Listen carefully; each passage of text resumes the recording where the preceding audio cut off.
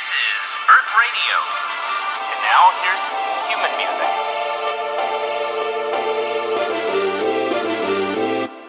What is up, you guys? Welcome back to another one. If you are new to the channel, I am Gold Pony, and today we are in the new 2020 Toyota Camry, courtesy of Hanover Toyota in Hanover, PA. And so there actually has been some pretty substantial changes for the 2020 Camry, and I, of course, am excited to bring them to you guys today. So as always, let's start with pricing. And so let me start by saying there are more trim levels on the Camry than any other car I have ever reviewed, and I've reviewed around 400 of them at this point. First trim level is the L, starting at $24,295, LE for $24,840, XLE for $29,325, SE for $26,040, SE Nightshade Edition. You can imagine that is the all-black edition of the Camry. That one is going to start at $26,740, XSE for $29,875, TRD, which is the sportier trim level, of course, of the Camry. That one starts at $31,040. Then you have the XLE V6 for $34,450, XSE V6 for $35,000 even. And then you have three hybrid trim levels. That's going to be the hybrid LE for $28,250, hybrid SE for $29,950, and hybrid XLE for $32,550. So quite a bit of trim levels for the 2020 Camry. But so then when it comes to the power plant of the Camry, it does get a little simpler there. First engine setup is going to be the 2.5 liter naturally aspirated inline 4-cylinder, and that's going to be included on any of the trim levels that do not have a V6 attached to them or hybrid. But that one puts out anywhere from 203 to 206 horsepower at 6,600 RPM, 184 pound-feet of torque available at 5,000 RPM sent to the front wheels through an 8-speed automatic, giving you MPGs at an impressive 29 in the city, 41 on the highway. That is actually better than most subcompact and compact cars out there. And considering the size of the Camry, that is honestly insanely impressive. But so then you have the 3.5 liter naturally aspirated V6. This particular engine setup is going to be included on the V6 trims, of course, as well as the TRD trim level. But so with this one, power comes in at 301 horsepower at 6,600 RPM, 267 pound-feet of torque available at 4,400 RPM, once again set to the front wheels through an 8-speed automatic, giving you MPG numbers at 22 in the city, 33 on the highway there. And so lastly, I did not want to leave out the hybrids. There is a 2.5 liter hybrid 4-cylinder engine, 176 horsepower, 5,700 RPM, 163 pound-feet of torque at 5,200 RPM, sent to the front wheels, this time through a CVT. So the hybrid actually does not use the 8-speed, but rather a CVT transmission, giving you MPG numbers at 44 in the city, 47 highway for the XLE and SE, and actually 51 city, 53 highway for the LE. So a little bit different depending on the trim level of that hybrid. And I did want to also mention those hybrid trim levels actually add some drive modes, including Eco, Normal, Sport, and EV, which adjusts things like the shift points, the throttle response, and actually the climate control as well. And I should also mention you do also get drive modes for the XSE, XLE, and TRD trim levels. Kind of the same setup, Eco, Normal, and Sport, adjusting the throttle response, shift points, all that fun stuff. But anyway, now that I have mentioned all of those power plants, let's go ahead and do an acceleration here in the 2020 Camry, and let's see how quickly we can get this one here up to speed. Okay, it's pulling. Honestly, not too bad at all. Certainly no issues with merging onto the highway. And by the way, I do have the 4-cylinder setup today, but still, even with the 4-cylinder, it's over 200 horsepower. So definitely not going to have any issues with merging onto the highway. It is a pretty decent acceleration there. Considering the miles per gallon you get with it, definitely a good setup for the Camry. Anyways, to go along with that acceleration, as always, braking is equally important. And so up front, you will have 12-inch ventilated front discs, and in the back, 11-inch solid rear discs. And this is essentially going to be standard on all trim levels, but the TRD trim level, that is the only trim level that is actually going to upsize the brakes, giving you 12.9-inch ventilated front discs with dual piston front calipers and the same size rear setup, but the front size rotors are upgraded. Also with that TRD trim level, that is going to add red painted front and rear calipers as well, a little sportier of an appearance there. Overall though, as far as the braking feel goes, I have had absolutely no issues in my short test drive today in this Camry, so certainly brings you to quite a nice stop, no brake pedal delay or anything like that, so that's always a good thing. Touching on suspension and handling a little bit, up front you're going to get a McPherson strut front suspension with the stabilizer bar, in the back a multi-link rear suspension again with the stabilizer bar, and once again with that TRD trim level. That is going to add track-tuned front and rear coil springs as well, so a little stiffer handling for heavy cornering, so that's always fun, right? But anywho, as far as ride quality goes, it's soaking up Pennsylvania's road imperfections pretty nicely. I'm going through some pretty bad roads right now, quite honestly, but there we go. Now we got some better roads. But yeah, definitely no issues with the ride quality. It's just fine. Steering feel is good as well. Not the heaviest feel in the world, but it is a Camry, so it is pretty much as expected there. When it comes to cabin noise, again, it's pretty much as expected. Definitely no issues there either. And touching on visibility, I can see perfectly fine out the back. Definitely excellent visibility with the Camry. And I did want to also mention there is a head-up display that is going to come standard for the V6 trim levels. And I actually do happen to have that today. It is giving me a compass on the left and my speed on the right. So that is, of course, going to help you better keep your eyes on the road, enjoy the drive a little bit more. So that's always a good thing in my books. But that is about it for the driving dynamics of the Camry. Let's now move on to the exterior, as well as I'm going to be mentioning some of the new things about this new 2020 Toyota Camry. All right, so making our way to the 2020 Camry, that front fascia is actually going to differ slightly amongst the trim levels. For example, the L trims are going to come with a more conservative styling up front. S trims are going to have a little more aggressive styling, including more black accents. Of course, that's what you're looking at right now, since we do have the XSE trim level today, but any trim with an L in it are going to replace those black accents with body colored accents, essentially. And I did want to also mention, if you went with that TRD trim level, you will get some red trim details as well. But to the sides there, LED headlights will come standard on every single trim level, along with the automatic feature, meaning when it starts to get dark out, those headlights will turn on automatically for you there. That's always nice. LED daytime running lights are going to come standard as well, and you will find black housings for the headlights if you were to go with the TRD trim level. Otherwise, you get clear housings, which of course is what you're looking at right now. But now let's go ahead and make our way to the side on this one. Chrome window surrounds are going to come standard for all trim levels, but the TRD and the Nightshade trim level, of course, with the Nightshade being more of the black accent package, that is going to replace those chrome trim accents around the windows with black, of course, as expected. Taking a look at the side mirrors, there will come power adjustable side mirrors standard for all trim levels.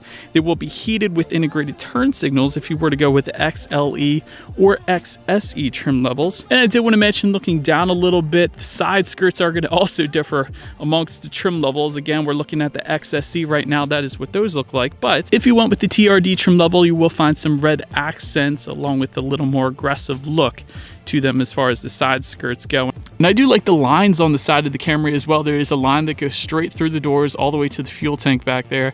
Definitely looks good. But now let's go ahead and take a look down at the wheel setup, because once again, they are going to differ pretty substantially amongst the trim levels. 16-inch steel wheels with covers you're going to find with the L trim level, 17-inch alloy wheels with the LE, 18-inch alloy wheels with the XLE or XLE V6 or the SE, and 19-inch alloy wheels for the XSE or TRD trim levels. But so that about rounds out the side. Let's make our way to the back. Rear deck lid spoiler are going to come standard on the SE trim levels, and since we do have the XSE, that is of course what you're looking at right now, there's going to actually be a performance rear spoiler if you were to go with the TRD trim level as well. So it's not going to be sitting on the trunk, it's going to be raised up a little bit, so more aggressive there. Once again, L trim levels of course will have a spoiler delete, meaning there is no spoiler whatsoever.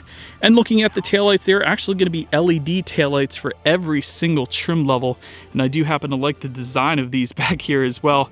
Also, trim level badging can be found on the right side in the back there. And when it comes to the exhaust, you will find a single exhaust outlet with the L, LE, and XLE trim levels, dual tips with the SE, and then you will actually get dual exhaust outlets with the TRD and XLE V6, and perhaps the best looking exhaust setup can be found on our XSE trim level that we have today.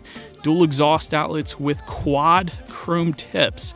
So you guys know what we have to do next. As always, here is that exhaust clip.